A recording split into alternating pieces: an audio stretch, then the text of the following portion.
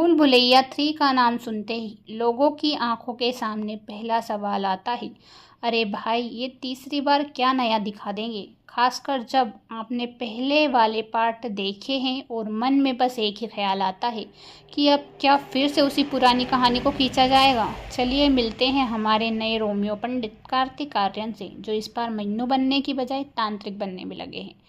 पहले कहाँ है असली आइकन।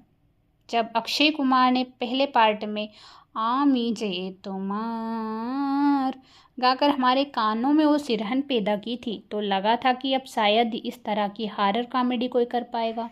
फिर आया कार्तिक आर्यन की भूल भुलैया 2, जिसमें हमें हॉरर कम और कॉमेडी ज़्यादा देखने को मिली, लेकिन उसके बाद भी कार्तिक ने कोशिश तो की ही। शायद अब वो समझ गए हैं कि हॉरर कॉमेडी से उनकी चाय की प्याली जम नहीं रही, लेकिन शायद डायरेक्टर ने सोच लिया है कि कार्तिक की मुस्कान में ही जादू है और वे इसे एक तांत्रिक के रूप में पेश करेंगे। कहानी चलो मान लेते हैं कि एक हॉरर कॉमेडी है जिसमें तांत्रिक है, भूत है और अपने इंटरनेट वाले बाबा यानी कि कार्तिक आर्यन भी है। लेकिन ज़रा सोचिए, हॉरर कॉमेडी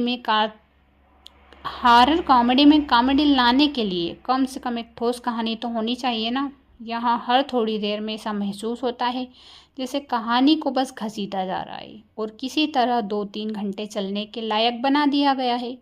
वो कहानी की गहराई जो हमें पहले पार्ट में देखने को मिली थी वो इस बार कहीं गुम है। बस एक पुराने किले और चौंकाने वाले संवादों के सहारे फिल्म को खड़ा करने की कोशिश की गई है। भूल भुलैया के नाम का इस्तेमाल या सच में हॉरर। अब देखिए, जब हम भूल भुलैया देख रहे हैं तो उम्मीद है कि दर्शकों को वाकई में भूल भुलैया जैसा कुछ मिलेगा, लेकिन क्या हुआ, यहाँ तो भूत भी ऐसे घूमते फिरते हैं जैसे फैशन शो में रैप वॉक कर रहे हैं। अगर भूल भुलैया में घुमाने का मतलब एक किले में कार्तिक को लटकाते देखना है तो यहाँ थोड़ा अजीब है। और हॉरर तो भूल ही जाइए, यहाँ हॉरर कॉमेडी नाम की फिल्म लगती है जिसमें हर सीन्स का एंड कार्तिक के कॉमिक टाइमिंग से होता है।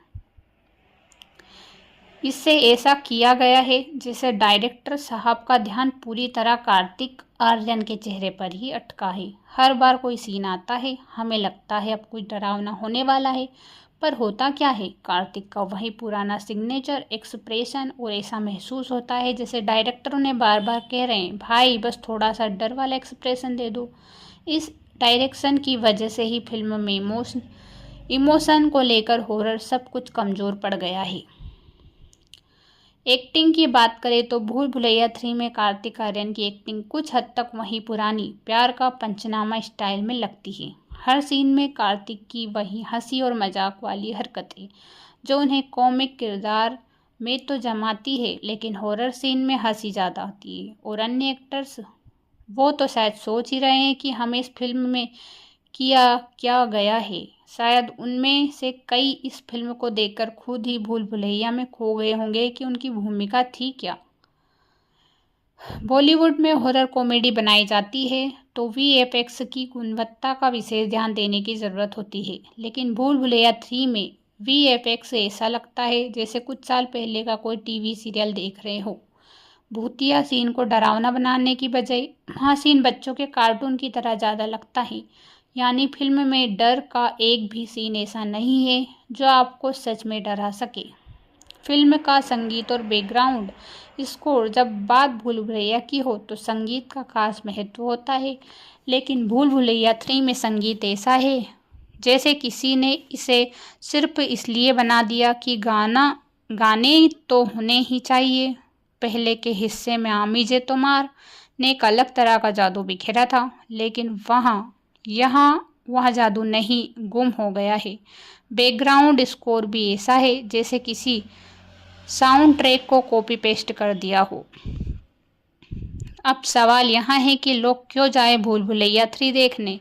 अगर आप कार्तिक आर्यन के फैन हैं, उन्हें देखकर ही आपके चेहरे पर मुस्कान आ जाती है तो शायद ये फिल्म आपके लिए है। लेकिन अगर आप एक सॉलिड हॉरर कॉमेडी की उम्मीद कर रहे हैं तो थोड़ा सा विचार करना बनता है। कुल मिलाकर मूवी से कुछ मिलाकर भूल भुलैया 3 हमें यही सिखाती है कि सीक्वल बनाते वक्त सिर्फ कॉमिक एंगल पर ध्यान देना ही ज़रूरी नहीं, बल्कि एक दमदार स्क्रिप्ट, अच्छे एक्शन और पात्रों को सही भूमिका भी बहुत ज़रूरी है।